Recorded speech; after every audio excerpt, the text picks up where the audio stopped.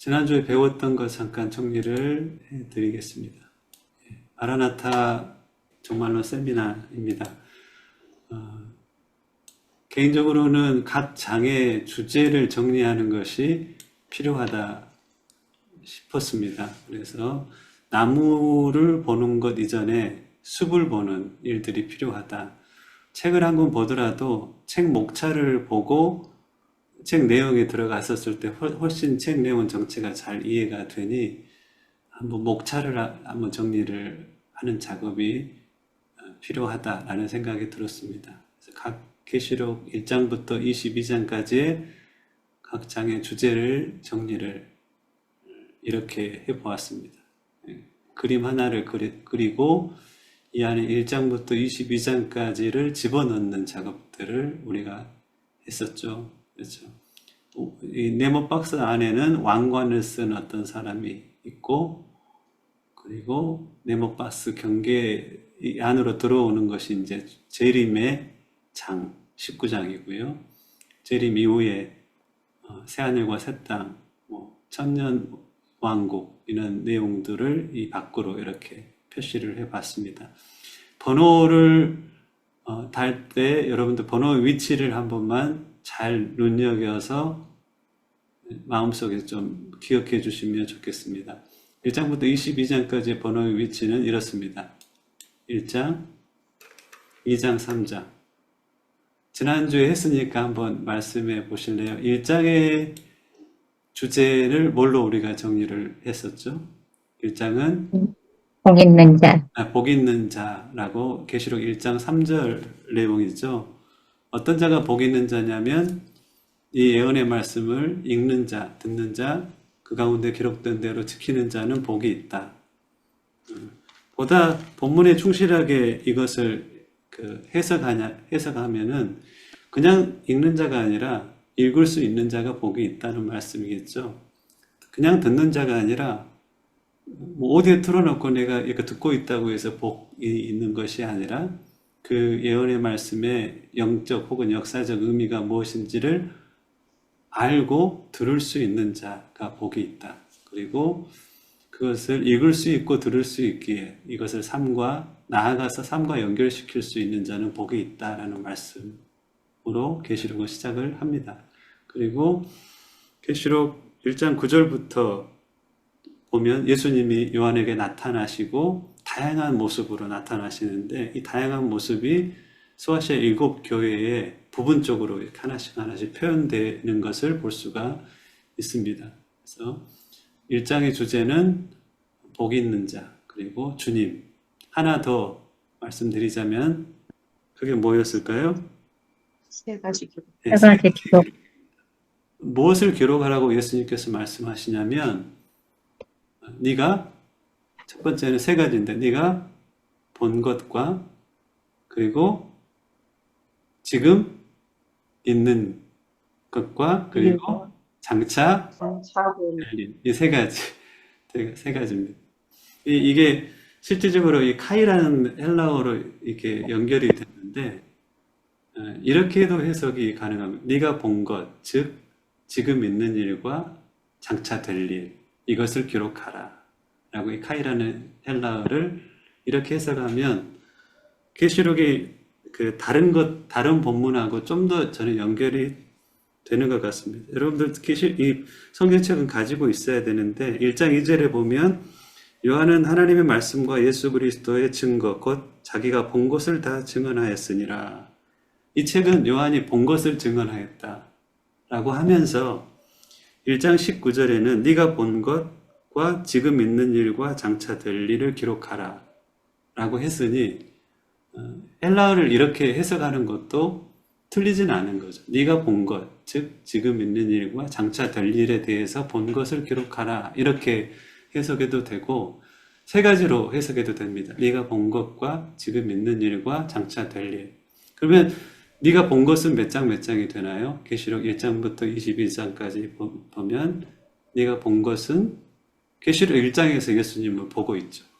계시록 4장에서는 하늘 보좌를 보고 있고 계시록 5장에서는 하늘 보좌에 앉은 분이 두루마리를 가지고 있는데 그것을 이제 어린 양이 받아서 떼려고 하는 그 장면이 기록되어 있죠. 1장과 4장과 5장은 네가 본 것이라고 이제 그 구분해서 볼 수가 있고, 지금 있는 일은 소아시아 7교회 지금 있는 일, 즉 2장과 3장은 지금 있는 일로 볼 수가 있고, 장차 될 일은 자연스럽게 계시록 6장 이후의 사건들이 장차 될 일인데, 이 장차 될 일이 마지막 7년이 될 일이냐, 아니면 요한으로부터 앞으로 역사 가운데 될 일이냐, 이것은 이제 해석이 갈릴 수가 있고, 대부분의 역사적 전철년론을 주장하는 분들은 이 장차 될 일의 전부를 마지막 7년으로 이제 7년에 될 일이라고 해석을 하는 경우가 많습니다. 특별히 세대주의 전천년론은 인이 떼지는 사건과 나팔이 불리는 사건과 대접장이 부어지는 사건을 7년 안으로 다 넣어버립니다. 박만영 목사님 그렇지 않습니다. 근데 이걸 7년 안으로 다 넣어버리니까 무리가 생기는 거예요. 먼저 전제를 가지고 성경을 해석하니까 이게 7년 안으로 다 들어가 버리는 겁니다. 하지만 7년이라는 기간은 매우 중요한 기간이니 장차 될 일을 우리가 바라볼 때는 7년 안에 될 수도 있고, 요한 이후의 역사 가운데 7년, 요한 이후에 마지막 주님이 재림 때까지 어떤 기간으로 우리는 볼 수가 있는 것이죠. 그렇죠. 그 부분에 대해서 박만영 목사님은 그 부분에 대해서 기도하고 연구하고 해서 마지막 7년, 그리고 그 앞에 어느 기간 동안에 이 정도로 보고 계시는 것 같습니다. 예. 저는 개인적으로는 마음이 제일 편한 게 계시록의 다른 구절과 좀 더 자연스럽게 받아들이는 것은 네가 본 것, 즉 지금 있는 일과 장차 될 일, 이렇게 해석해도 무리가 안 되고, 세 가지로 네가 본 것과 지금 있는 일과 장차 될 일, 이렇게 해석해도 무리가 안 되는 것 같고, 저는 신령하지 못해서 주님이 이것이다 했다라고는 저는 말을 못하고요. 하나님을 경외하는 마음으로 성경 안에 있는 팩트를 찾아보니 이렇더라라는 것을 말씀드릴 수 있을 것 같습니다. 그래서 깊이 기도하고 그것을 가르치는 사람의 이야기를 경청하는 마음이 저한테는 그래서 있는 겁니다. 자, 2장과 3장은 지금 있는 일인데, 소아시아 7교회, 즉 에서보드 사빌라라고 일컬어지는 7교회에 편지하는 내용이 나옵니다. 그리고 4장과 5장은 이제 네가 본 것 중에 하늘 보좌, 4장은 하늘 보좌의 모습들이 보이고, 5장에는 그 보좌에 앉으신 분이 가지고 있는 두루마리를 뗄 자가 누구냐라고 천사가 한 명이 이야기하는데, 뗄 자가 없으니 요한이 막 웁니다. 서러워서 우니까 장로 중 한 명이 나와서 그 뗄 자에 대해서 이야기를 하는데, 그는 곧 어린 양 예수 그리스도. 여러분들이 그 주제를 제가 알려주면 성경을 보면서 그 스토리를 여러분들이 채워 넣어야 됩니다. 그러니까 인봉된 책과 어린 양 이렇게만 알고 있으면 안 되고, 인봉된 책을 처음에 누가 가지고 있었었고, 어린 양이 그것을 본인이 가지고 떼려고 하는 데까지 어떤 스토리가 전개되는지를 성경을 통해서 쭉 확인해 보는 거예요. 4장에는 하늘 보좌라고 했으면 하늘 보좌의 구체적인 광경들이 어떤 것인지, 24장로가 있고 앞에 내생물이 있고, 이런 것들은 성경을 보면서 하늘 보좌의 모습이 이렇구나라고 여러분들이 이 주제에 맞는 다른 스토리를 채워가야 합니다. 그러면 성경이 제가 볼 때는 너무 재밌습니다. 하늘 보자, 이 모습이구나. 인봉동 책과 어린 양, 이런 과정들을 거쳐서 주님이 이제 인을 떼시기를 시작하시려고 하는구나. 이렇게 알 수가 있습니다. 6장은 바로 여기 위치입니다. 6장의 주제는 뭔가요? 여섯 인이 떼어질 때. 6개의 인이 떼어질 때.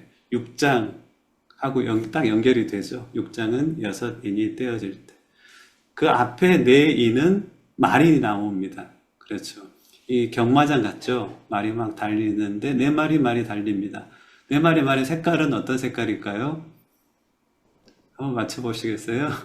중요하지는 않지만, 이거 모르면 천국 못 가는 건 아니지만, 네 마리의 말은 하얀색 말이 있고, 붉은색 말이 있고, 검정색 말이 있고, 그리고 음, 보면은 그 헬라어를 번역할 때 이 뭐라고 번역했냐면 6장에 보니까 네 번째 인이 떼어질 때 청황색 말이라고 네. 표현되어 있는데 초록색의 말이 네 마리의 말이 달려갑니다. 이 네 마리의 말을 어떻게 이해하느냐는 구약성경 스가랴서 1장하고 6장하고 연결시키면 그 요한계시록은 구약의 언어를 많이 가져다 썼으니까 구약의 사건도 가져다 썼으니까 구약을 보고 신약을 같이 봤었을 때 네 마리의 말이 어떤 의미가 있는지에 대해서 해석이 가능할 것 같고 지금 이 기독교 교회에서 이 네 말에 대한 해석은 크게 한 세 가지에서 네 가지 정도로 해석이 되고 있는 것 같습니다.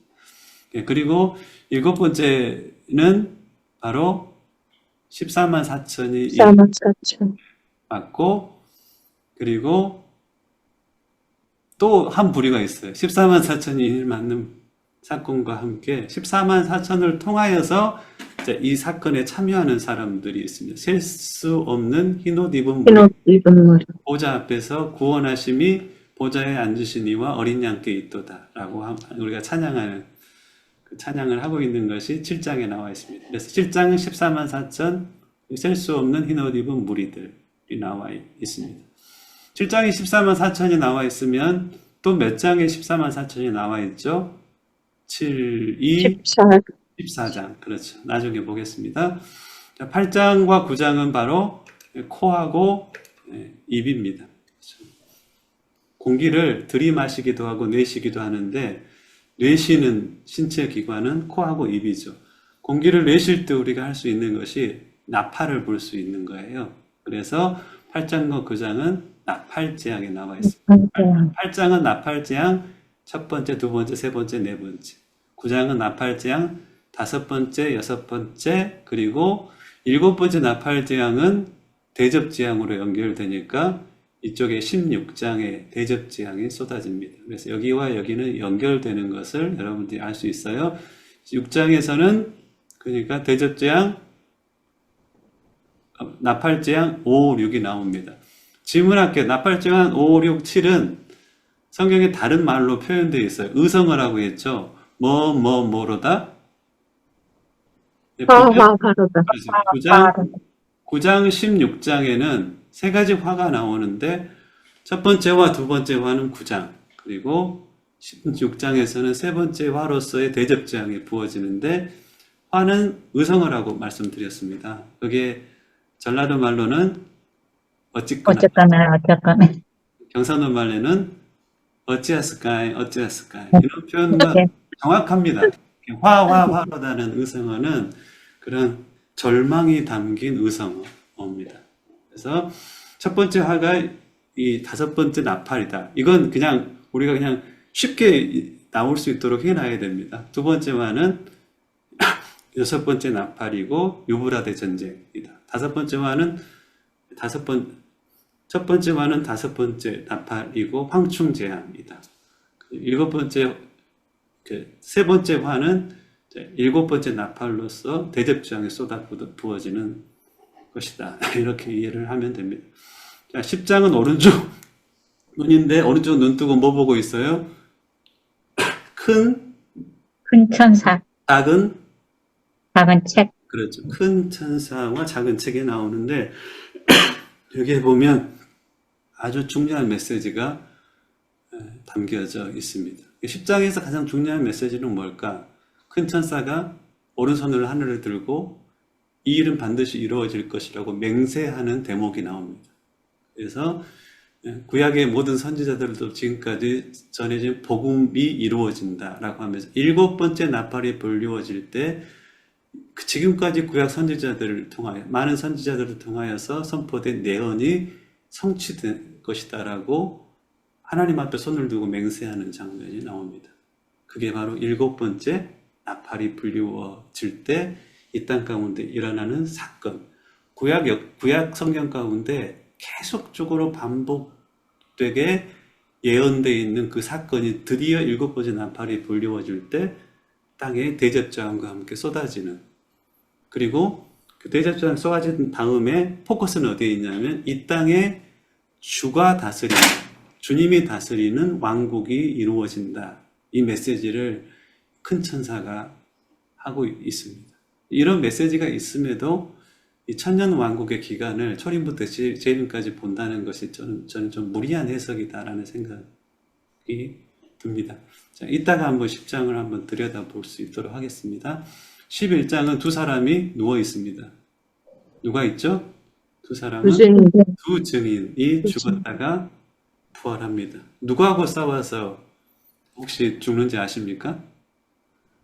무적에게서 올라온, 즉 9장의 첫 번째 화 때 무적에게서 황충이 올라오는데 황충의 왕이 있습니다.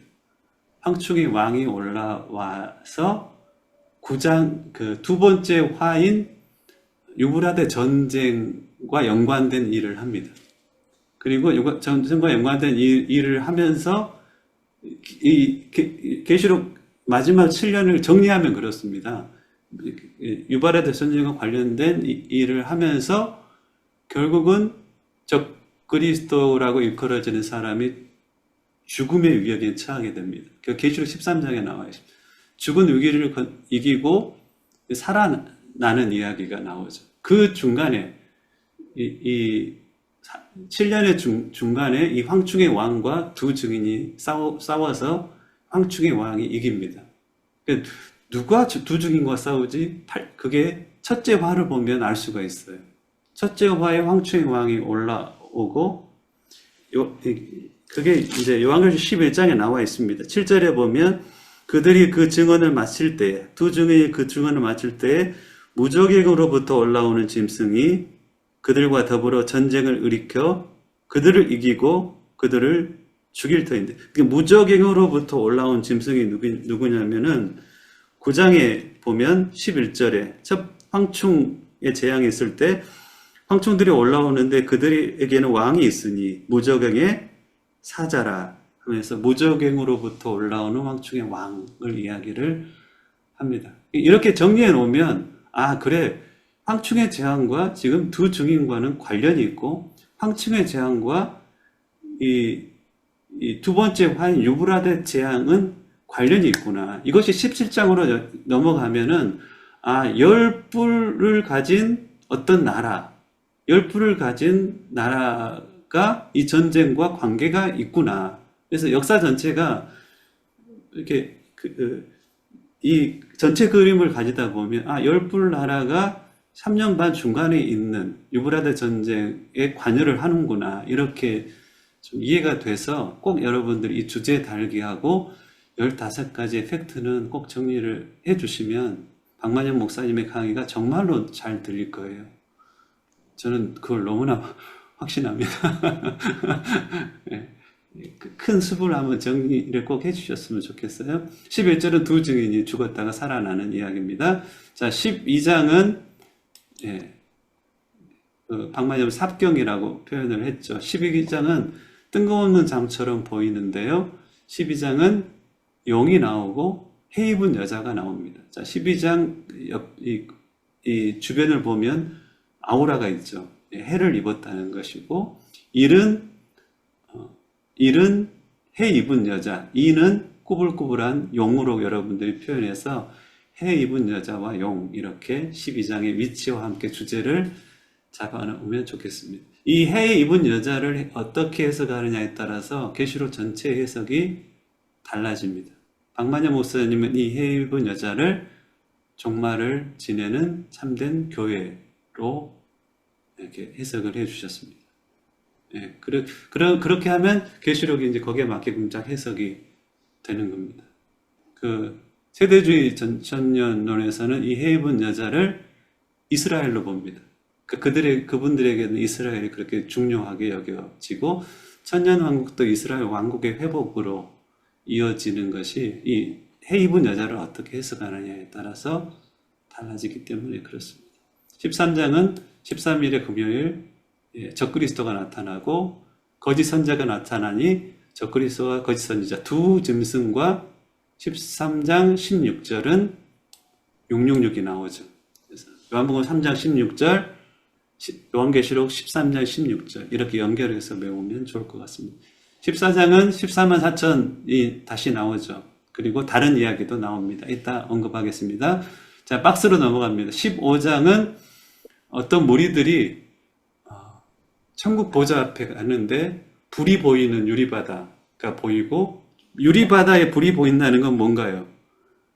유리니까 밑에가 보이는데 밑에가 불바다라는 거예요. 즉 땅은 재앙 가운데 있지만 그들은 천국에서 모세가 불렀던 모세의 찬양을 하고 있습니다. 즉 뭔가 땅으로부터 구원받은 자들이 보좌 앞에서 찬양하고 있는 장면임에 이들은 휴거받은 하나님의 백성들로 굉장히 해석할 수 있는 여지들이 많습니다. 그래서 이 시점, 요한계시록 15장의 시점을 우리가 파악을 하면 휴거 시점이 언제인가도 알 수가 있다고 저는 생각을 합니다. 자, 16장은 대접재앙, 15장은 유리바다와 대접재앙 준비, 16장은 대접재앙이 쏟아집니다. 나팔하고 연결이 되어 있죠. 화와 마지막 화가 쏟아 부어집니다. 자, 17장은 한번 말씀해 보시겠어요? 큰 능력. 18장은 큰 바벨론이 멸망을 합니다. 19장은 드디어 재림 사건이 박스 안에 들어오고 20장은 계시록에 있어서 제일 중요한 논쟁이 되는 천년왕국 논쟁의 포인트가 있습니다. 천년왕국에 대해서 나중에 왜 역사적 전천년이 맞을 수밖에 없는지에 대해서 한번 무천년하고 비교해서 듣는 시간들은 꼭 필요한 것 같습니다. 거기에 보면 7가지 핵심 논쟁점이 있는데 그것들만 짚으면 좀 흔들림 없이 무천론이 아니라 역사적 전천론이다라고 우리가 믿고 갈 수 있지 않을까 싶습니다.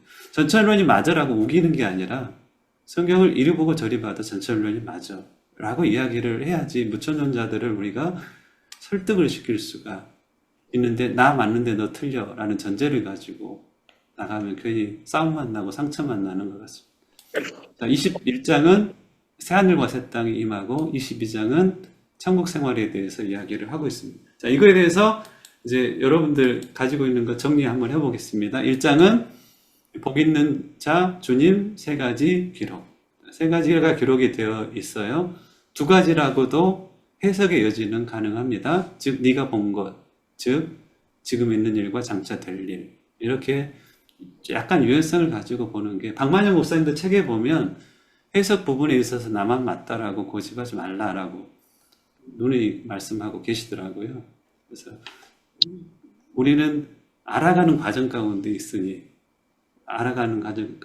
먼저 알아갔던 분들을 존중하고, 특별히 기도 가운데 하나님이 주신 어떤 깨달음이 있는 분들을 존중하고, 그러면서 성경을 통하여 진리를 함께 찾아가는 사람이라고 저는 생각을 합니다.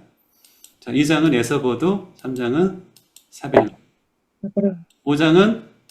4장은 하늘보자, 5장은 14만 인봉대책과 어린 양, 6장은 여섯 인이 떼어질 때, 이건 꼭 기억해야 됩니다.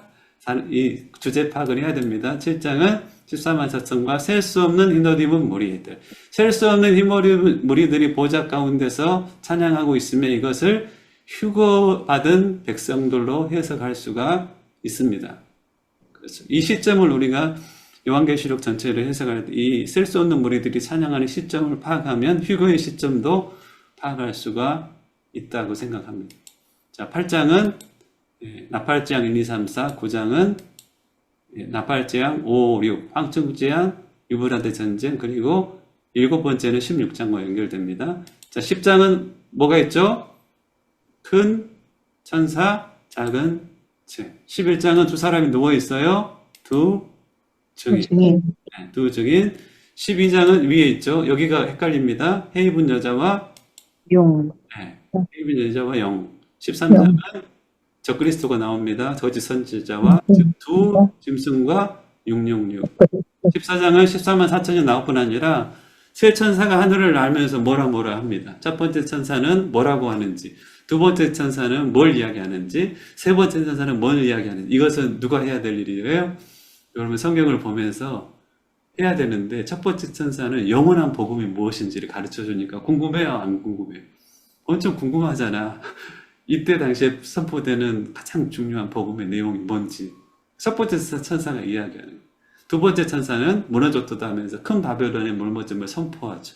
세 번째 천사는 그 짐승의 우상과 짐승에게 절하지 않고 오른손과 이마에 표를 받은 자는 영원한 그 쉼이 없을 것이다라고 세 번째 천사가 선포합니다. 그래서 이 14만 4천과 세 천사의 내용, 선포하는 내용들을 여러분들이 읽고 이 공간, 빈 공간을 채우셔야 됩니다. 14만 4천은 그 자격이 어떤 자격인지에 대해서 하나하나 설명을 하고 있으니 이것도 이렇게 적어놔서 정리를 하셔야 됩니다. 그리고 대추수 사건이 일어납니다. 천사가 낫을 들고 추수를 하는데 마지막 때 있을 대추수 사건, 그 대추수 사건은 후 3년 반 동안의 어느 시점에 우리를 통해서, 우리가 그때에 살아간다면 우리를 통하여서 일어날 사건일 수도 있는데, 이 대추수 사건을 자세히 들여다보면 휴거받는 장면으로 이해가 될 수도 있습니다. 그래서 14장과 뭐가 연결되냐면 15장과 연결됩니다. 15장에 유리바다가 나오는데 이 불이 섞인 유리바다 위에서 주님을 찬양하니 대추수 때 휴거받은 성도들이 15장에서 찬양한다라고 해석이 가능합니다. 지난번에 강의 들었을 때 박만영 목사님이 15장을 이야기하면서 휴거의 장면을 언급을 하셨더랬습니다. 유리바다와 대접주왕 준비가 됩니다. 16장은 바로 대접주왕이 쏟아집니다. 그렇죠. 세 번째 화로서의 일곱 번째 나팔이 불리워질 때 쏟아지는 대접제왕. 자, 9장과 연결되어 있는 것 기억하시고, 자, 17장은 큰 음녀가 멸망하고, 18장은 큰 바벨론이 멸망하고, 19장은 재림, 20장은 그 유명한 천년왕국장입니다. 자, 21장은 새하늘과 새 땅, 22장은 천국 생활에 대한 내용이 쭉 나와 있습니다. 이 주제를 꼭 달고, 자, 이제 마이크를 켜시고 한 번만 여러분들이 좀 맞춰주시면 좋을 것 같습니다. 자, 14만 4천이 기록되어 있는 장은 몇 장인가요? 7장과 14장. 맞습니다. 예. 그러면 좀 어렵게, 나팔 제약이 나와 있는 성경 그 계시록 장수는 16장. 나팔 제약 8장과 9장, 8장과 9장과 더불어서 16장. 그렇죠. 일곱 번째 나팔이 16장이요? 16장인데, 이건 성경을 깊게 읽은 분만 아마 알 수가 있을 건데요. 일곱 번째 나팔이 불리워질 때 이 땅 가운데 뭐가 일어난다는 기록이 남아 있는 장수가 또 있습니다. 네? 뭐라고요? 일곱 번째 나팔이 불리워질 때 이 땅에 어떤 일이 일어날 것인지가 기록이 되어 있는 장수가 있습니다. 16장. 16장, 예, 그거 이제 구체적으로 일어났고, 일곱 번째 나팔이 불리워지면 세상에 이런 일이 있을 거야 라고 기록되어 있는 장수가 바로 요한계시록 11장을 여러분들이 한번 펼쳐보시면 좋겠습니다. 자, 10장에 보시면 아까 제가 말씀드리려고 하는 건데요. 10장 7절에 보니까 보십시오. 일곱 번째 천사가 소리내는 날이 나오죠. 네. 일곱 번째 천사가 소리내는 날이 나오고, 자, 11장 15절에 보면 일곱째 천사가 나팔을 불 때 나오죠. 네. 자, 그러면 보십시오. 이제 제가 큰 천사, 작은 책에 대해서 이야기할 때 여러분들 이걸 어떻게 느끼시는지 모르겠지만 한번 들어보시겠어요? 자, 10장 5절을 보시겠어요? 자, 큰 천사에 대해서 나오는데 반드시 따라와야 됩니다. 중요하기 때문에 내가 본 바 바다와 땅을 밟고 서 있는 천사가 하늘을 향하여 오른손을 들고 세세토록 살아계시니 곧 하늘과 그 가운데 있는 물건이며 땅과 그 가운데 있는 물건이며 바다와 그 가운데 있는 물건을 창조하신 이를 가리켜 맹세하여 이르되 큰 천사가 나타나서 하늘에 손을 이렇게 들고 맹세한다는 겁니다. 반드시 되어질 일입니다. 라는 가방 안 나가요? 예. 맹세하는 내용을 여러분들이 이제 주율이 집중해 보셔야 됩니다. 맹세하여 이르되 하면서 자, 6장 제일 끝에부터 나옵니다. 지체하지 아니하리니 뭐가 빨리 이루어진다는 거예요.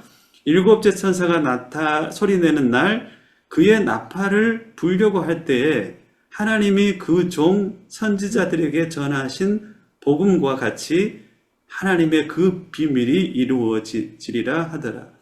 하나님이 그 종 선지자들을 통하여 지금까지 전해왔던 복음이 즉 그 비밀이 이루어진다라고 누가 오른손을 들고 하늘을 향하여 맹세하여 선포한다. 천사.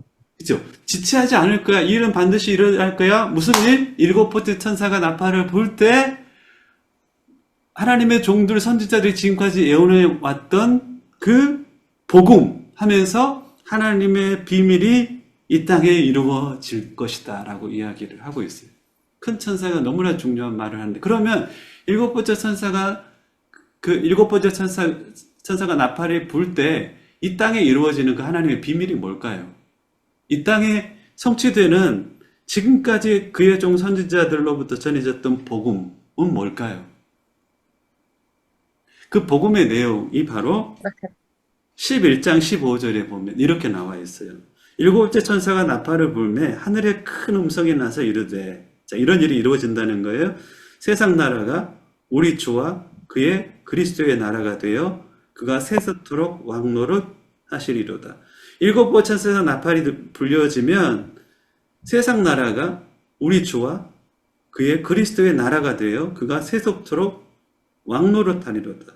하면서 그 뒤에 바로 뭐라고 연결되냐면 하나님 앞에서 자기 보좌에 앉아있던 24장로가 엎드려 얼굴을 땅에 대고 하나님께 경배하며 이르되 하면서 이것에 대해서 화답을 합니다. 일곱 번째 천사가 나팔을 불 때 어떤 일이 일어난다고 하냐면 18절에 보니까 제일 끝에 보면은 자 18절 이방들이 분노하며 주의 진노가 내려 죽은 자를 심판하시며 종 선지자들과 성도들과 그 작은 자든지 큰 자든지 주의 이름을 경외하는 자들에게 상 주시며 보십시오. 또 땅을 망하게 하는 자들을 멸망시킬 때이니이다.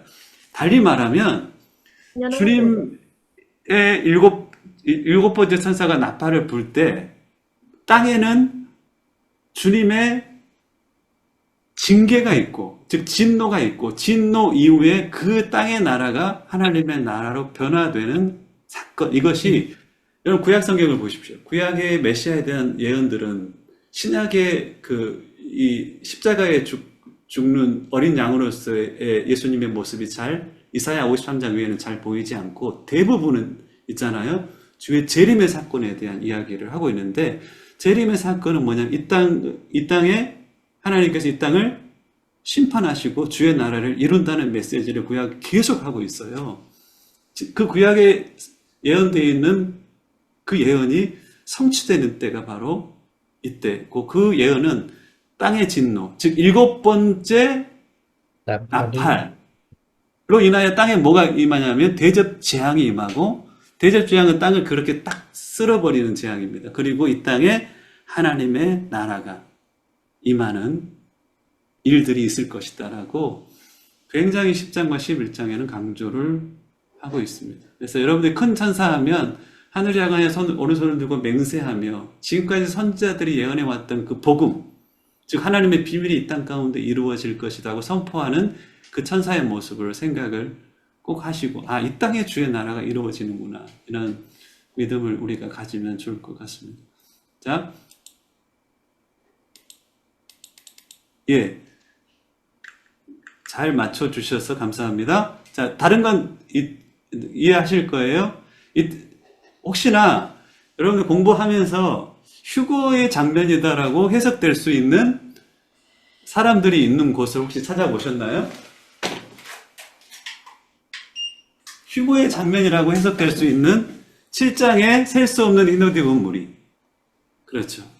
그리고 어디에도 14장에 보면 14만 4천이 하늘에 가 있다. 이것도 휴거의 장면으로 보는 사람이 있지만 대추수하는 장면.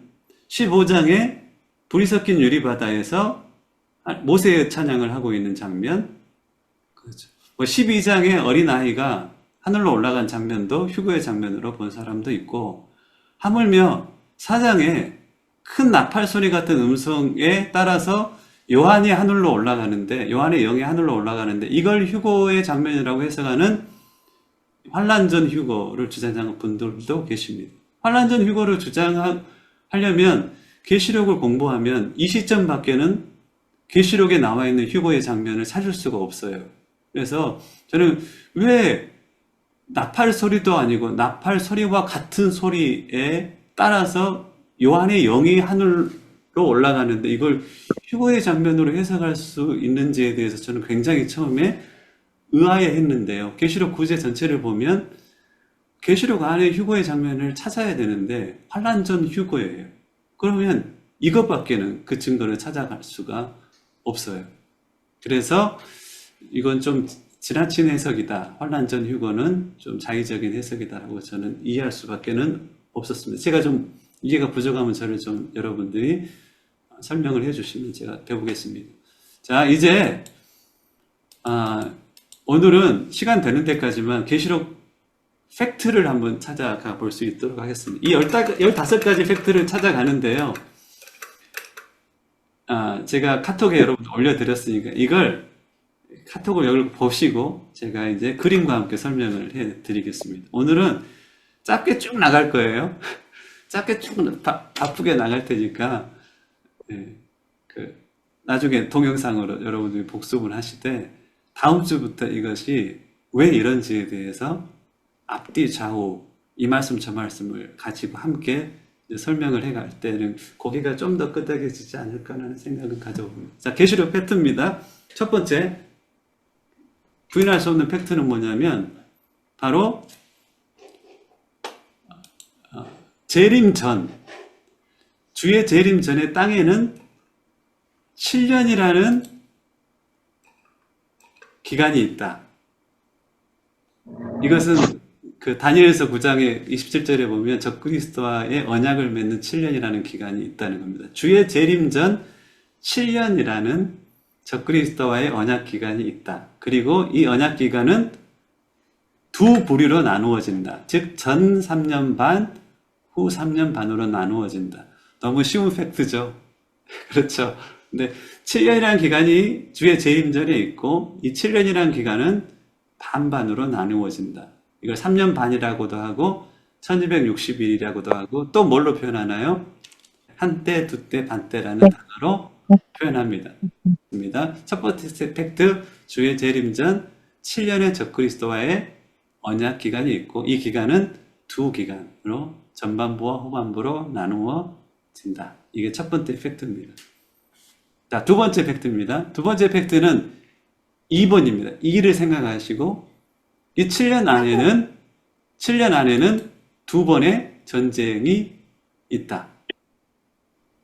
즉, 유브라데 전쟁과 함께 아마겟돈 전쟁이 있는데 그 위치는 전 3년 반 후반부에 유브라데 전쟁이 있고 후 3년 반 후반부에 아마겟돈 전쟁이 있다. 이게 팩트입니다.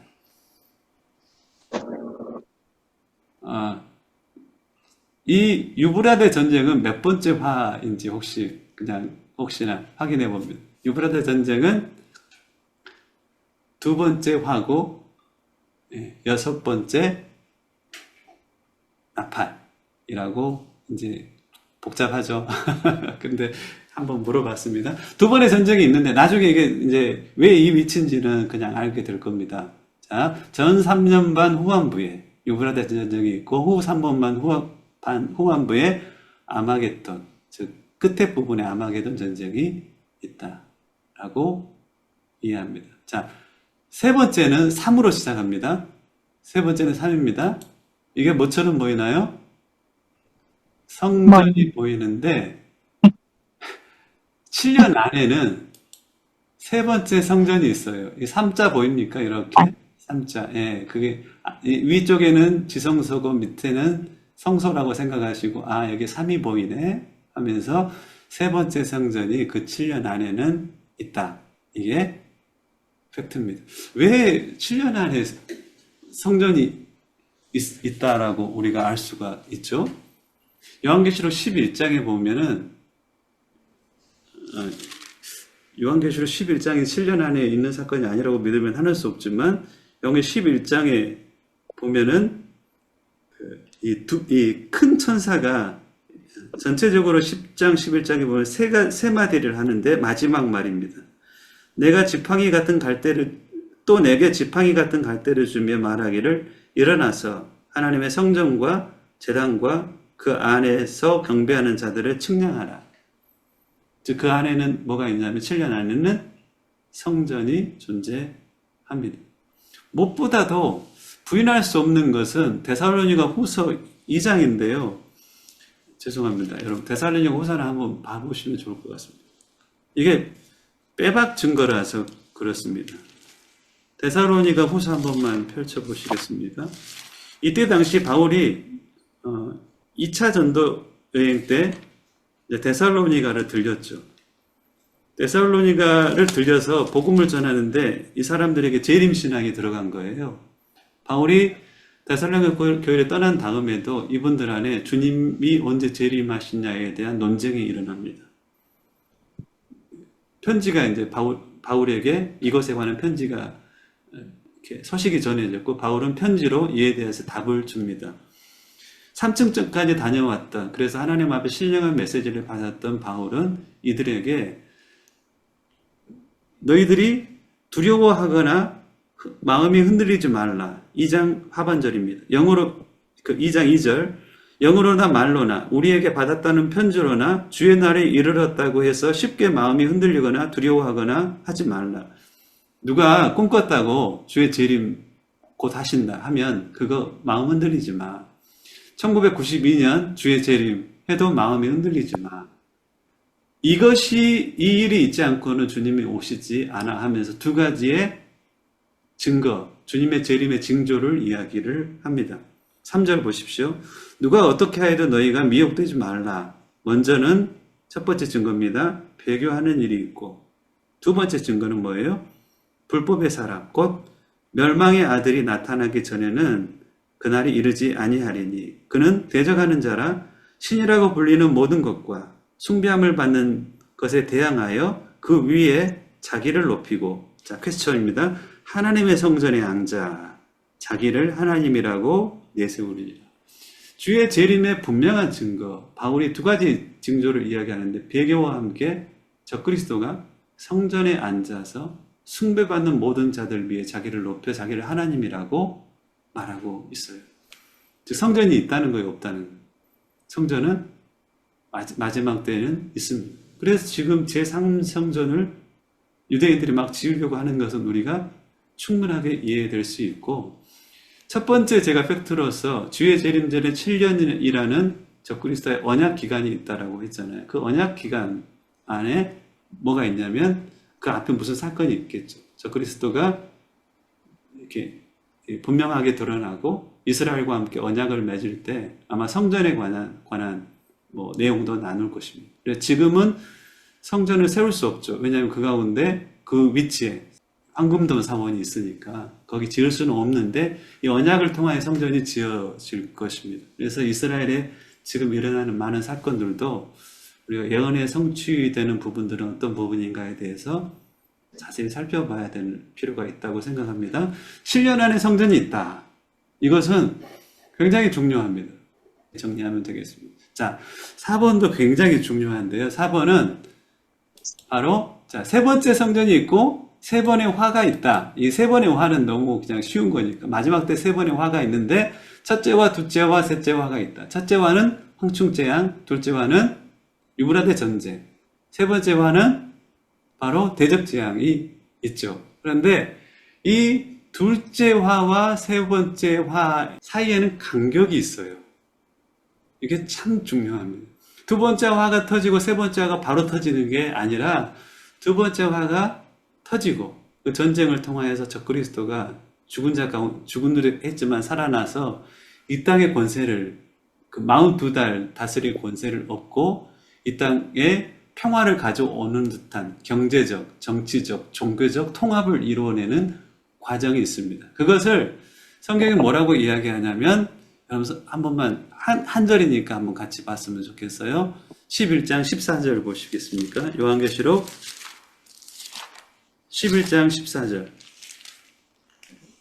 11장 14절에 보면 자, 두 증인이 죽고 승천한 다음의 사건입니다. 두 증인이 죽고 승천한 다음에 성경은 이렇게 표현하고 있어요. 둘째 화가 지나갔으나. 두 증인이 언제 승천할까요? 둘째 화가 지나간 시점. 그러니까 이 그림이 여러분들 이해가 되죠. 전 3년 만에 두 증인이 사역한다는 것은 여러분들 박만영 목사님 강의를 들어서 이해할 겁니다. 세대주의 전천년은 후 3년 만에 사역한다라고 이야기하는 분들도 계세요. 전 3년 만에 두 증인이 사역하고 마지막 부분에 적그리스도와 함께 싸우다가 죽죠. 그리고 승천합니다. 이 승천한 시기에 대해서 뭐라고 이야기하냐면 둘째 화는 지나갔으나 이렇게 이야기하는 거예요. 그러니까 둘째 화의 시점, 유브라데 전쟁의 시점이 저 시점이라는 것을 우리가 팩트로 체크할 수가 있을 겁니다. 그리고 14절 하반절 보십시오. 보라, 셋째 화가 속히 이르는도다. 속히라는 것은 바로 이룬다는 거예요. 좀 간격이 있다는 거예요. 둘째 화가 딱 끝났어요. 둘째 화가 끝난 다음에 이렇게 선포되는 거예요. 보라, 셋째 화가 속히 이르는도다. 라고 하는 것은 그게 기간이 속히라는 단어의 속성상 바로 일어난다는 것이 아니라 어느 기간이 지나고 난 다음에 이제 곧 이루어질 거야 라고 하는 대목입니다. 즉 둘째와 셋째와의 사이에는 뭐가 있다? 표를 보십시오. 예, 간격이 있다. 이게 참 중요합니다. 이 간격 가운데 일어날 일들이 요한계시록에는 적혀 있어서 그렇습니다. 어떤 일이 벌어질까요? 5, 6, 7, 8 그 팩트가 이걸 이야기를 합니다. 계시록 13장에 보면 이제 나오는데요. 5라고 제가 여러분들에게 기억하기 쉽도록 이렇게 표현했습니다. 자, 카톡에 나누어준 5번째 팩트는 뭐예요? 5. 죽었다가 살아난 적그리스도. 즉, 적그리스도는 죽음의 위기를 극복하고 등장하여 후 3년만 동안 본격적으로 활동할 것이다. 후 3년만 42달 다스릴 권세를 적그리스도가 얻습니다. 요한계시록 이 부분은 좀 들여다보겠습니다. 요한계시록을 보시겠습니까? 13장에 적그리스도가 등장하는 건 다 알고 계실 겁니다.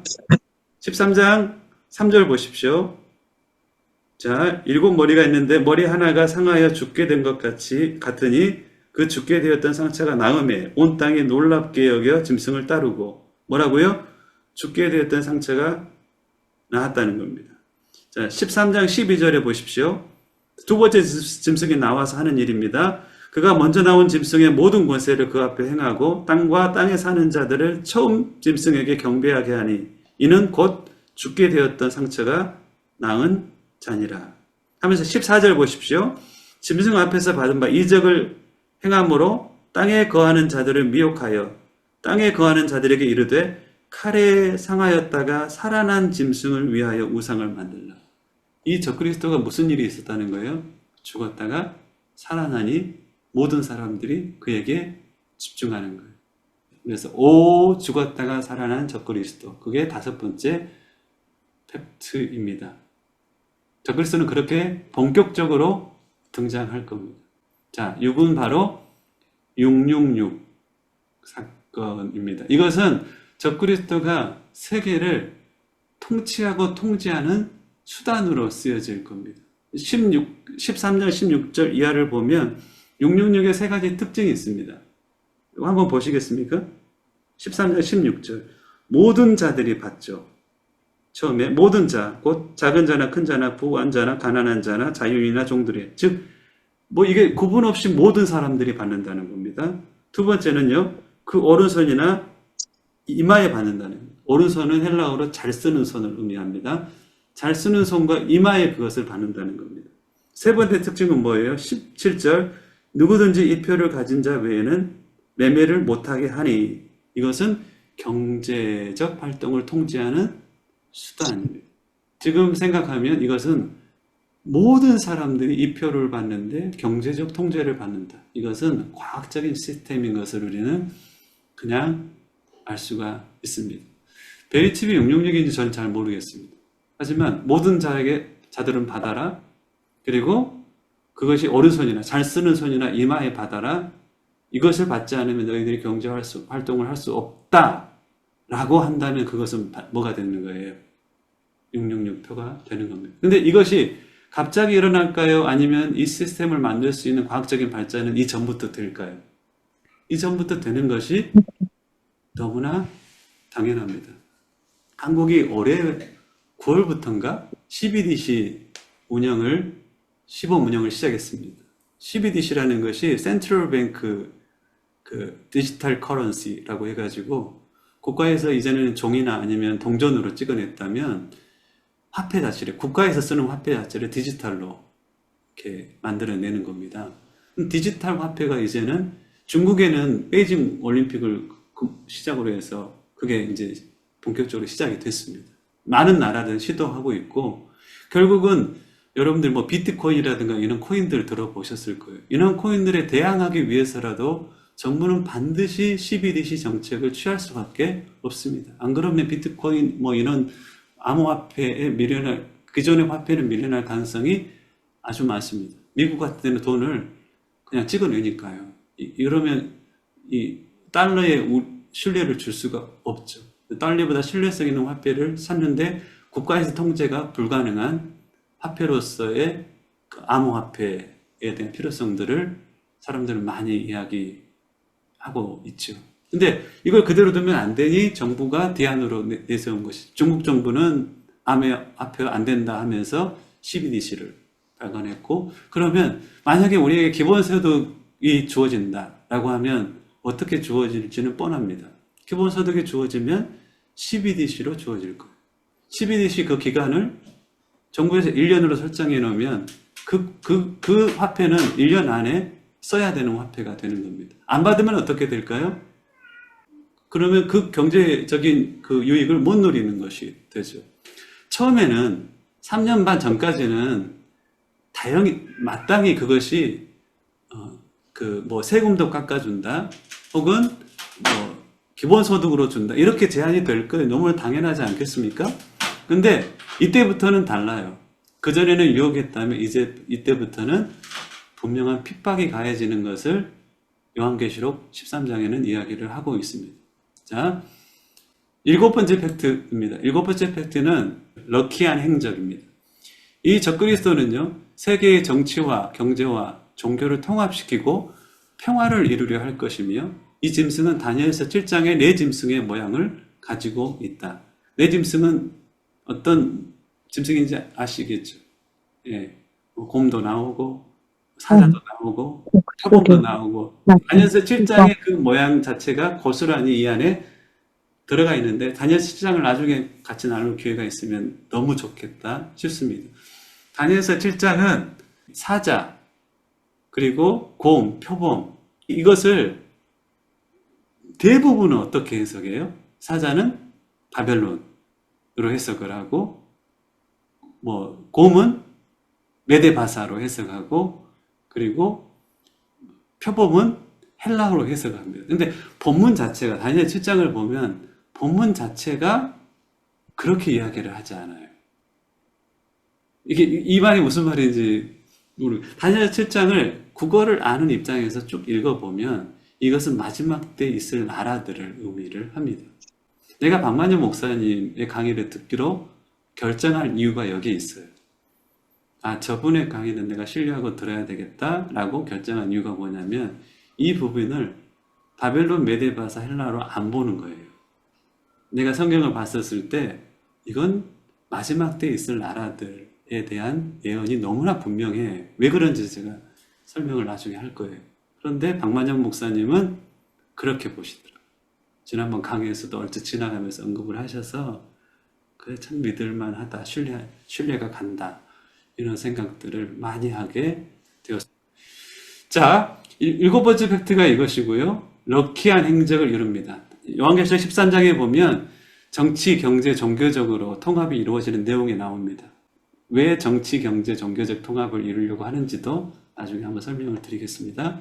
8장은 바로 여기 머리이고요. 밑에는 몸입니다. 그래서 머리와 몸이 땡강 나가는 그림을, 참수당하는 그림을 여러분들이 생각하시고 8장의 주제는 뭐냐면 많은 성도들이 표를 받는 것과 우상에게 절하는 것을 거부하며 순교할 것이다. 요한계시록 13장 15절, 14장 12절에 13절에 보면 짐승과 그 우상에게 절하지 아니하고 오르성과 이마에 표를 받지 않은 사람들은 누구든지 죽이라 라고 표현되어 있으니 실제적인 박해가 이 시간에는 일어날 것이고 순교의 시기가 될 것이다 라고 이해하면 되겠습니다. 자, 5 뭐죠? 5 죽었다가 살아난 적그리스도, 6 7 럭키 7 럭키한 적그리스도의 행적, 8 머리가 댕강 나가는 걸 생각하면서 순교하는 장면, 그리고 이것을 바라보시는 하나님께서 드디어 이 일곱 번째 나팔을 불면서 땅에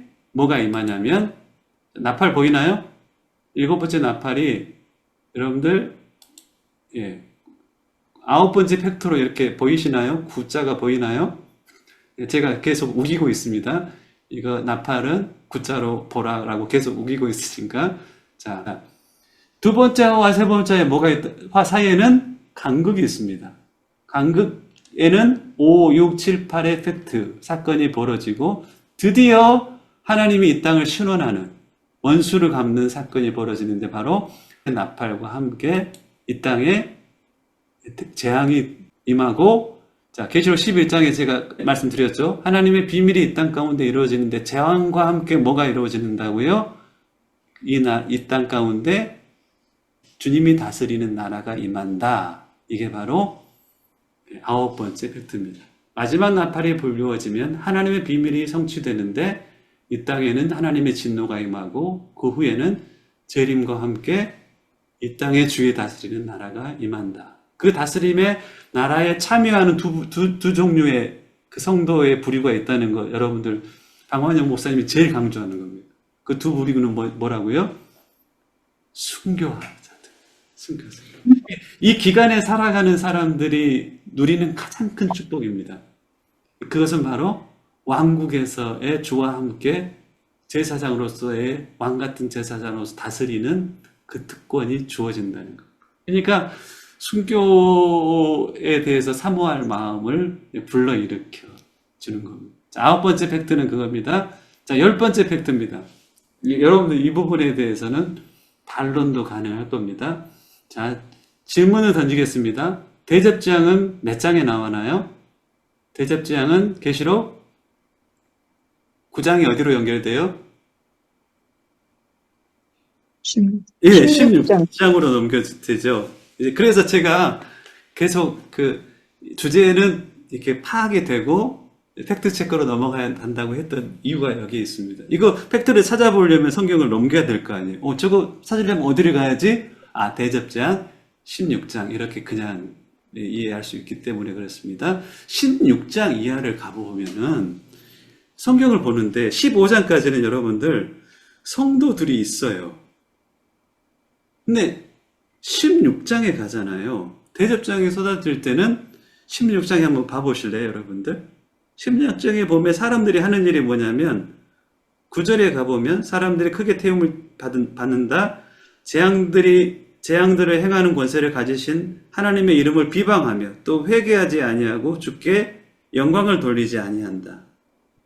11절 아픔꾼과 종교로 말미암아 하늘의 하나님을 비방하고 그들의 행위를 회개하지 아니한다. 21절 마지막에 보면 끝에 보면 하나님을 비방하나 그 재앙의 심이 큼이라. 즉 10장에는 기록상 그렇다는, 기록상 대접 재앙이 쏟아지는 시기에는 성도가 이 땅에서 보이지 않아요. 요한계시록 기록상 그렇다는 겁니다. 혹 있을 수도 있지만 기록상 성도가 대접장이 부어지는 시기에는 보이지 않습니다. 그러니 휴거의 시기를 이야기할 때 이리 이야기하는 사람이 있습니다. 표를 보고 여러분들 이해하세요? 환난 후 진노 전. 휴거의 시기를 표를 보시겠습니까? 환난 전은 여기입니다. 환난 전 휴거설. 환난 중 휴거설은 어디냐면 여기입니다. 환난 중. 왜 환난 중에 휴거한다고 하지? 그러면은 14년 4천이 들림받고 두 증이 들림받는 시기가 여기고 요한계시록 12장에 여자가 낳은 아들이 들림받는 시기가 승천하는 시기가 여기에요. 그러니까 이때 휴거가 있다라고 사람들은 막 해석을 하는 겁니다.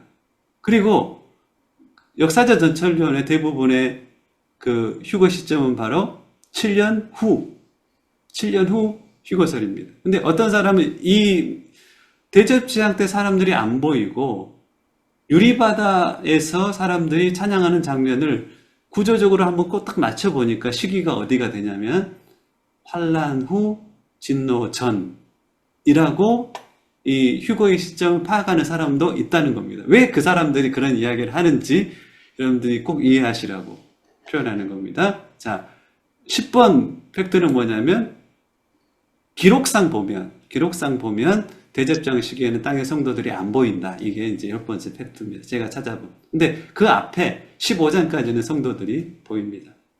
자, 11번입니다. 11번은 여기 두 증인이 보이죠. 여기 두 사람이 서 있습니다. 즉, 두 증인의 사역의 시기는 전 3년 반이다.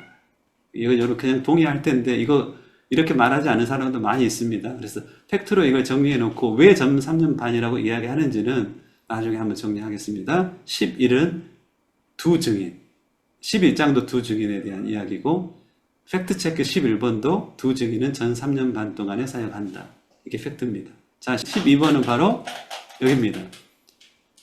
재림 후에 구체적으로 땅에서 주님이 통치하는 천년간의 통치 기간이 있다. 이것이 12번이고, 요한계시록 20장 나중에 7개의 논쟁을 한번 찾아볼 겁니다. 왜 이 지상에서 무천년이 아니라 지상에서 이루어지는 천년 기간인지. 자, 거의 다 끝났습니다. 자, 13번은 바로 드디어 여기에서 첫 번째 화에서 황축의 왕이 드러납니다. 즉, 두 증인과 싸우는 무정행에서 올라오는 그 사람은 언제 드러나냐면 바로 첫 번째 화 때 무정행에서 올라와요. 그리고 이 올라오는 대상이 이 전쟁과 관련이 있어요. 그리고 결국은 두 증인을 죽이고 전쟁에서 죽었다가 살아나는 어떤 대상에게 이 영이 들어갈 수도 있을 겁니다. 그러면 능력을 갖겠죠. 본격적인 적그리스도의 지상 통치는 바로 후 3년 만에 올라오는데, 그 기원이 어디서부터냐라고 했을 때 그 영이 나타나는, 그렇게 표현해도 될 것 같습니다. 황축의 왕이 이때 올라오고 무적에서 올라오는 그 대상과 두 증인이 싸운다. 이게 성경에서 말하고 있는 팩트입니다. 장수는 나중에 여러분들이 보고 한번 찾아보시면 좋겠습니다. 자, 14 하면은 뭐가 생각나십니까? 14장 하면 뭐가 생각나요? 14장 하면 14만 4천이 생각나죠. 그죠? 팩트체크 14번도 14만 4천에 관한 것입니다. 자, 14만 4천이 인을 맞는 시기가 있습니다. 이거 팩트로 찾아볼 수가 있는데 같이 찾아보겠습니다. 14만 4천이 나오는 성경 구절, 첫 구절은 바로 몇 장이죠? 14만 4천 몇 장에 나오는지? 7장. 7장에 한번 펼쳐보시겠습니까? 자, 7장 1절에 보면 이 일 후에 네 천사가 땅 네 보퉁이에 선 것을 보니 땅의 사방의 바람을 붙잡아 바람으로 하여금 땅에나 바다에나 각종 나무에 불지 못하게 하더라. 자, 바람이 뭐에 불지 못하게 한다고요? 땅이나 바다에나 각종 나무에 불지 못하니 땅이 재앙을 맞지 않고 바다가 재앙을 맞지 않고 각종 나무가 재앙을 맞지 않게 하고 있어요. 그렇죠. 이게 중요합니다.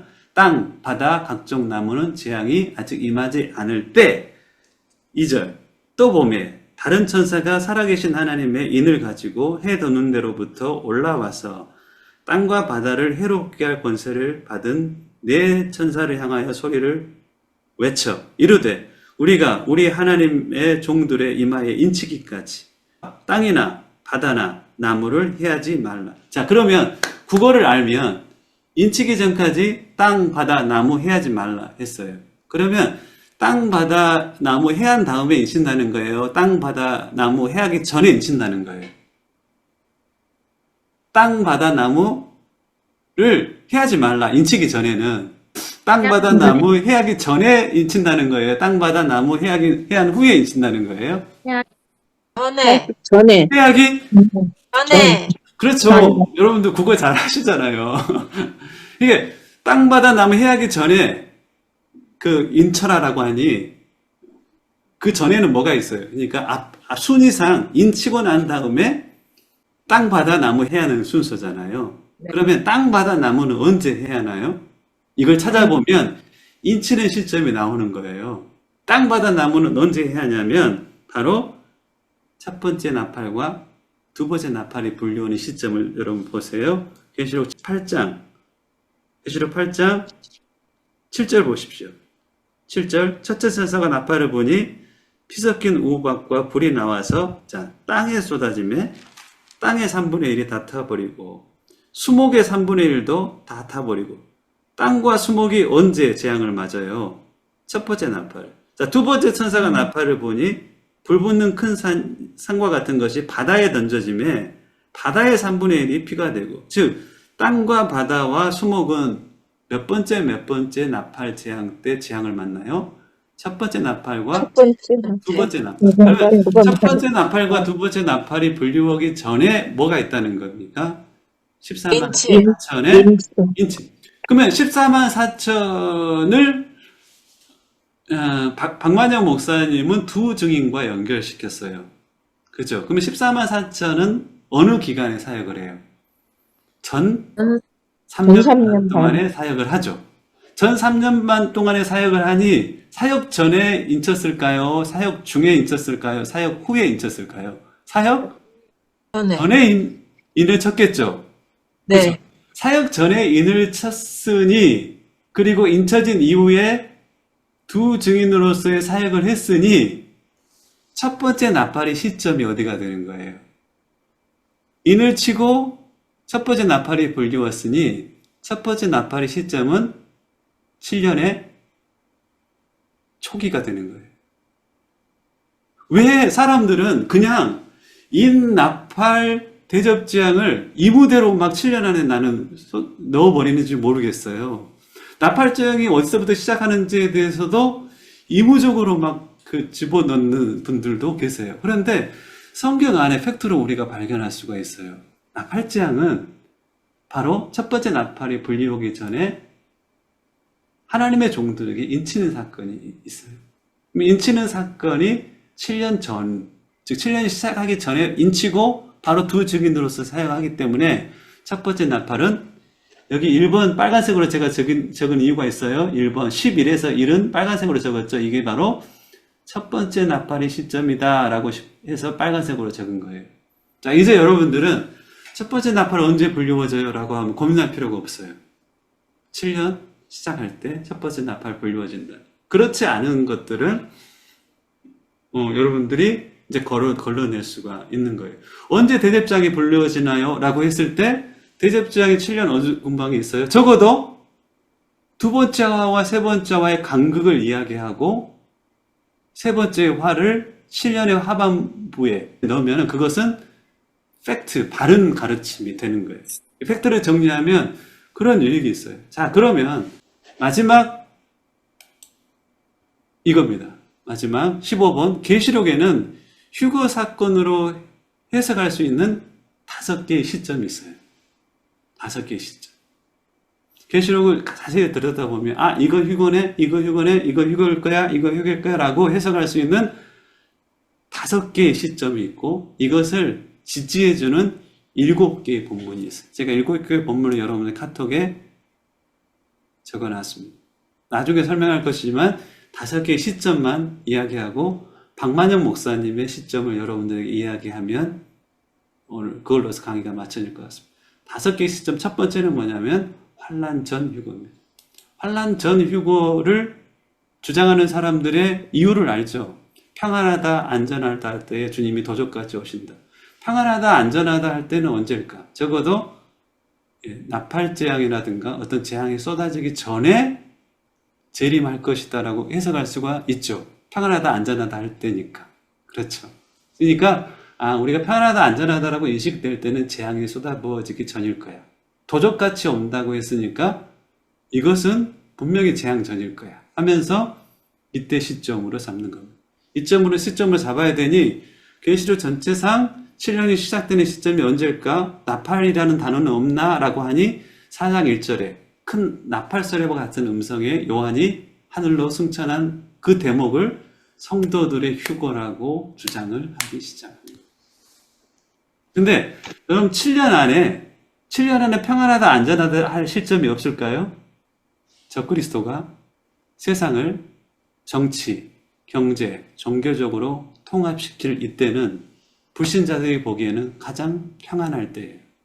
즉 평안하다 안전하다 할 때는 이 시기 아니에요. 이 시기는 아마 7년 전에 적그리스도가 등장하기에 적절한 어떤 사건들이 일어날 거예요. 가장 세속의 사람들이 보기에 안전하고 전쟁이 없는 시기, 이 시기는 바로 저는 이때라고 생각합니다. 이때.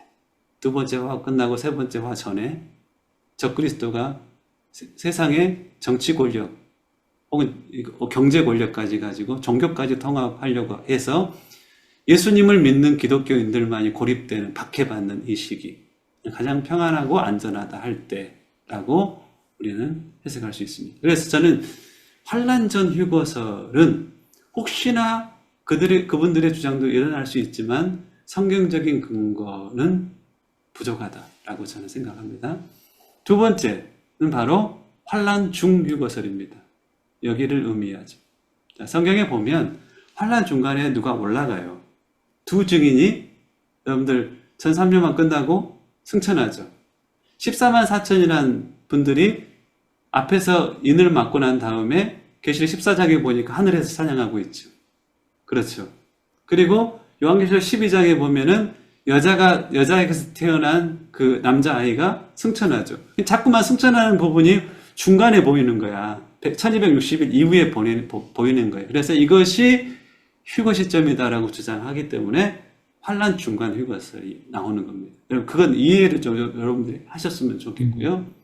세 번째는 바로 환난 후 진노 전이라고 주장하는 극소수의 분들이 계십니다. 많지는 않은데 근래에 진지하게 성경을 바라보는 분들 안에 이 해석들이 주어집니다. 이건 나중에 한번 다시 설명하는데 계시록 15장에 보면 유리바다의 위치를 헤아려 보고 14장에 대추수의 위치를 헤아려 보는 사람들은 그러면 대접장 전에 휴거되네? 왜냐하면 16장이 대접장이고 15장이 불이 섞인 유리바다에서 모세의 찬양을 부르고 있으니까 15장의 위치는 여기고 위에 유리바다에서 찬양하고 있는데 14장 하반부에 보면은 대추수의 사건이 벌어져. 그래서 대추수의 사건 때 휴거되고 14장에서 휴거되고 15장에서 모세의 노래를 부르고 있구나라고 해석이 가능하지 않겠어요? 그죠? 그 해석이 가능하다는 겁니다. 그리고 환난 후 해석이 하나 있고 그것은 역사적 전천을 관점이 잘 알지만 이 환난 후 해석입니다. 환난 후 해석은 나중에 한번 설명할 텐데 이분들이 그렇게 주장하는 이유가 있습니다. 재림과 휴거와 함께 재림이 임하는 사건입니다. 잘 아는데 이제 박만영 목사님의 관점입니다. 저도 이것을 지금 이 부분을 이해하려고 지금 애를 쓰고 있어요. 왜냐하면 증거가 있기 때문에 그렇습니다. 성경을 한번 보시겠어요? 제가 볼 때는 이걸 박만영 목사님 이야기하니까 제가 신뢰를 하는 겁니다. 요한계시록 16장. 16장에는 무슨 재앙이 있어요? 답해 주세요. 16장은 무슨 장이에요? 대접장. 자, 주제 파악하는 거 열심히 잘 해주셨으면 좋겠어요. 그럼 나중에 쉬워져요. 근데 주제가 이렇게 파악이 안 되면 나중에 따라오기가 약간 더딜 겁니다. 이제는 꼭 여러분들 성경 읽으면서 정리를 해주시고요. 팩트 체크는 오늘 가지고 한번 성경을 그 주제별로 한번 쭉 봐보십시오. 그러면 참 정리가 좀 분명하게 될 거라고 생각합니다. 요한계시록 16장은 대접장이 막 쏟아집니다. 대접장이 쏟아지는데 첫 번째 대접, 두 번째 대접, 세 번째 대접, 네 번째 대접, 다섯 번째 대접, 그리고 여섯 번째 대접 때 무슨 사건이 일어나냐면 보십시오. 유브라데의 대접을 쏟으니 12절. 동방에서 오는 왕들의 길이 예비되었다 하면서 아마게돈 전쟁의 환경이 만들어지는 거예요. 아마게돈 전쟁의 환경이 만들어지는데 15절이 나오는 거예요. 뜬금없이 이게 나오는 거예요. 15절. 보라, 내가 도적같이 오리니 누구든지 깨어 자기 옷을 지켜 벌거벗고 다니지 아니하며 자기의 부끄러움을 보이지 아니하는 자는 복이 있도다. 이 대목이 왜 뜬금없이 여기 안 들어와 있을까요? 왜 주님이 도적같이 오는 사건들이 갑자기 여기에 등장을 했을까요? 분명하게 7년이 다 끝난 시점이 아니에요. 그렇죠? 그러니까 환란 후 진노 중간에 아마게돈 전쟁 전에 휴거가 되고 공중에서 어린 양의 혼인잔치가 있고 땅에 아마게돈 전쟁과 함께 마지막 7번째 재앙이 확 쏟아지는데 이게 끔찍해요. 마지막 7번째 재앙은 땅을 완전히 쑥대밭을 만드는 재앙이 터져요. 그리고 난 다음에 주님이 재림을 하신다.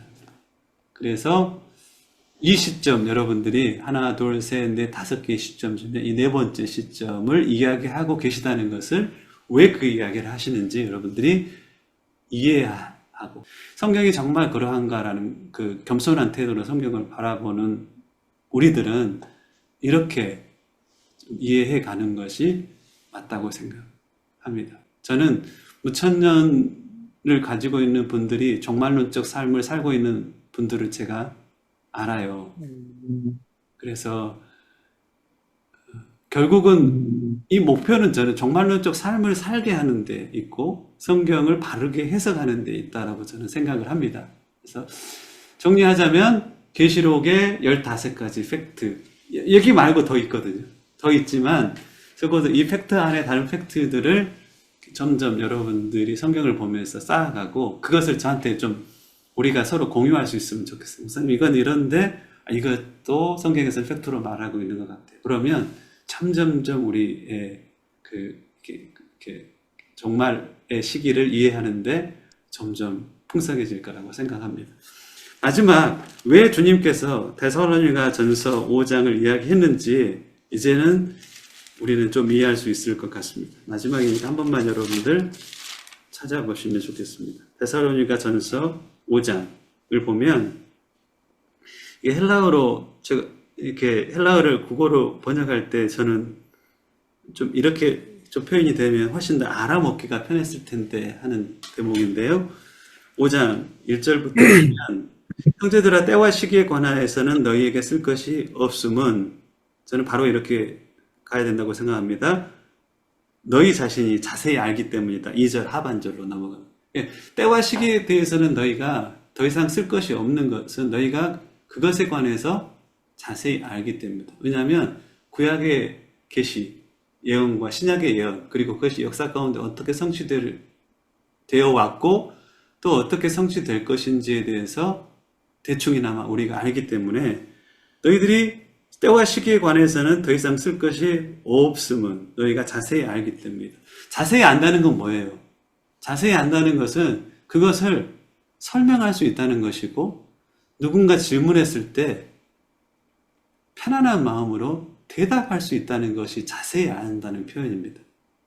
그래서 저는 늘 제가 세미나에 참여할 때마다 사람들 만나서 그거 물어보는 거예요. 저분이 뭔가 이렇게 가르쳐 줄 수 있겠다 싶으면 제가 찾아가서 목사님 이게 뭐예요? 라고 물어봅니다. 즉 혹시나 강사로 좀 뭔가 가르쳐 줄 수 있습니까? 라고도 물어봅니다. 왜냐하면 자세히 아는 사람들의 두 가지 특징은 뭐냐면 그것을 조목조목 설명할 수 있다는 것. 두 번째는 그것에 관한 질문이 있다면 그것을 넉넉한 마음으로 답해 줄 수 있다는 겁니다. 우리가 무천년의 관점을 모르면 무천년 분들이 우리에게 질문하면 굉장히 방어적으로 대답을 할 거예요. 근데 무천년이 이야기하고 있는 걸 알면 방어적일 필요가 없습니다. 당신들이 그렇게 해석하는 것들을 저도 이해합니다. 하지만 제가 성경을 이리 보게 저리 봤었을 때는 흔히 말하는 역사적 전천년의 관점을 다 동의하진 않더라도 그것에 준하여서 성경을 이렇게 해석할 수 있을 것 같습니다. 박만영 목사님 딱 그 포지션이거든요. 많은 분들이 말하는 역사적 전천년이 아니라 성경적 전천년이라고 지난번에 표현을 하시더라고요. 그렇게 우리도 이야기할 수 있어야 한다. 그러려면은 머릿속에 이렇게 딱딱 구조적으로 뭔가 좀 정리가 되는 부분이 있어야 한다. 자, 그렇다면은 결국은 뭐냐? 4절 보니 형제들아 너희는 어둠에 있지 아니하며 그날이 도적같이 너희에게 임하지 못하리니. 왜 어둠에 있지 않다라고? 그날이 그 사람들에게는 도적같이 임하지 않는다고 했을까요? 몇 년, 몇 월, 며칠 임하는 걸 안다는 게 아닙니다. 성경은 예언이 있고 그것에 관한 역사적 성취가 반드시 예언이 진리이기 때문에 따르게 되어 있습니다. 예언을 아는 사람들은 역사적 성취를 보면서 때를 가늠할 수 있으니 준비할 수 있다는 겁니다. 이 준비하는 자로 하나님은 저와 여러분들을 보내셨다고 생각하고 박만영 목사님의 사역도 그것 때문에 저는 한국교회 그렇게 시작이 되었다라고 믿습니다.